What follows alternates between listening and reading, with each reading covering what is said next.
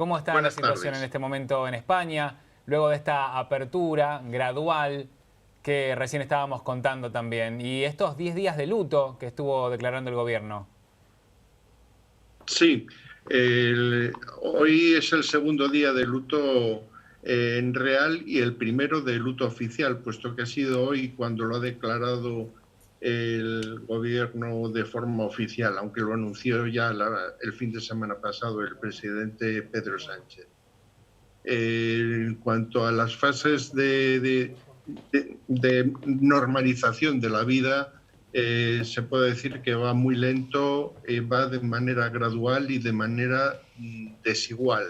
Madrid y Barcelona, como has dicho, son los grandes centros urbanos que están un poco a la zaga del resto de España, pues porque como es la mayor concentración de habitantes, es donde más difícil se va a normalizar la vida y aún así, sinceramente, se está haciendo de una manera bastante desorganizada. Carlos, cambió la metodología en contar a los fallecidos en España y bajó justamente esa cifra alrededor de 2000. ¿Qué fue lo que pasó para que cambie la metodología? Bueno, esta es la séptima vez que el gobierno cambia la metodología para Ah, contar bien. los fallecidos. Eh, los mal pensados creen que el gobierno tiene interés en minimizar la cifra de muertos porque la responsabilidad que tiene el gobierno o al que se le achaca el gobierno en esta epidemia aquí en España es bastante grande. Se ha cambiado 7 veces, siempre a la baja, siempre ha sido a la baja, y de la noche a la mañana hemos, digamos, recuperado a 2.000 fallecidos. Estábamos del orden de los 30.000 muertos hace 2 días. Ayer dijeron que eran 28.000, hoy dicen que son 27.000 y pico. Siempre que cambian es para reducir el número de fallecidos.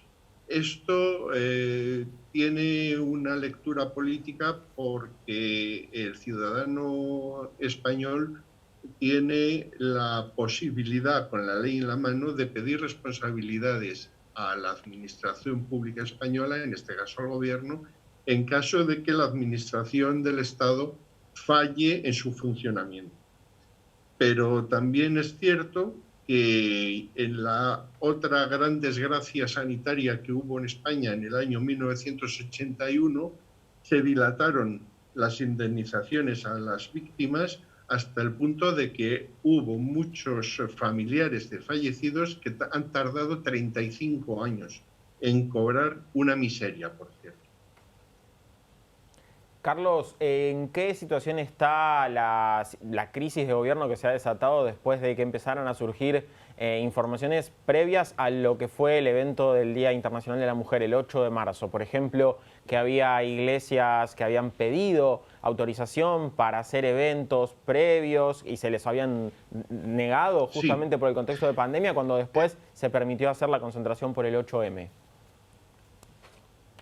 Todo esto empieza por una denuncia que se pone contra el gobierno español en el sentido, acusando al gobierno español de que sabía desde el mes de enero que iba a haber una pandemia, una epidemia muy fuerte por el COVID. Ya en China se estaban dando muertos, el 29 de enero se produjo la primera víctima mortal en España, y todo hacía prever que iba a pasar lo que finalmente está pasando.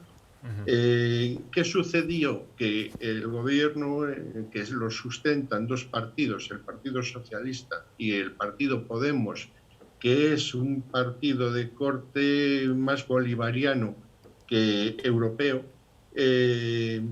se sustentan sus votos del voto femenino, de lesbianas, gays, transexuales, bisexuales, etcétera, y son un público, es un sector de público muy movilizado. Como el 8 de marzo era el Día Internacional de la Mujer y había que, entre comillémoslo, presumir de ser muy feminista, el gobierno no se atrevió o no quiso suspender esa manifestación.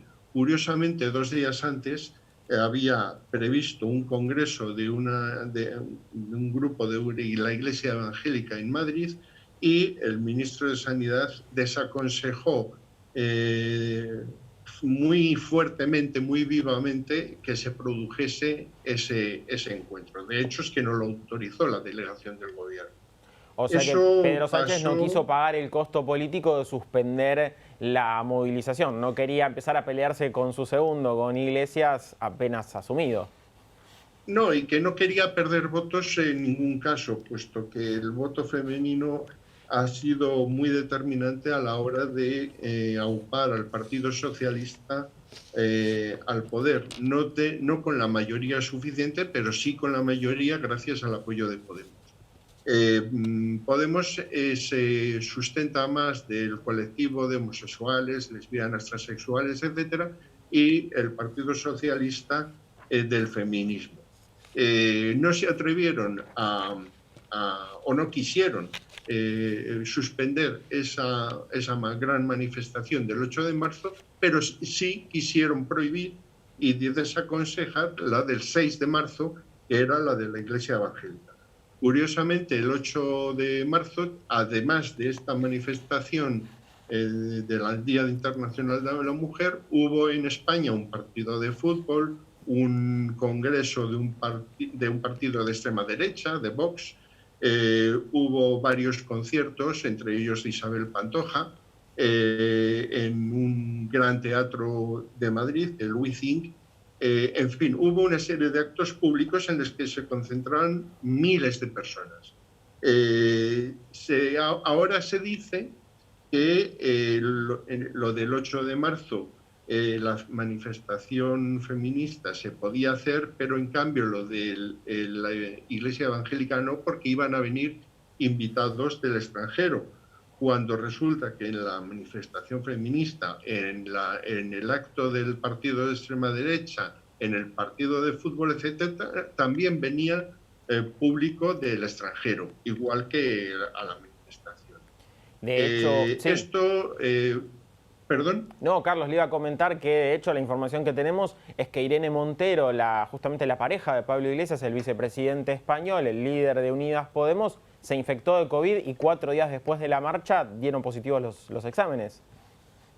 Efectivamente, y la vicepresidenta del gobierno también, Carmen Calvo, también, que curiosamente Carmen Calvo asistió a la manifestación en primera fila con guantes, que ese es otro motivo, y no solamente ella, hubo varias ministras que asistieron con guantes, que ese es otro motivo, digamos, de sospecha, de que algo ya que se sabía que se podían infectar, pero que no les importó mucho poner en peligro la vida de miles de personas.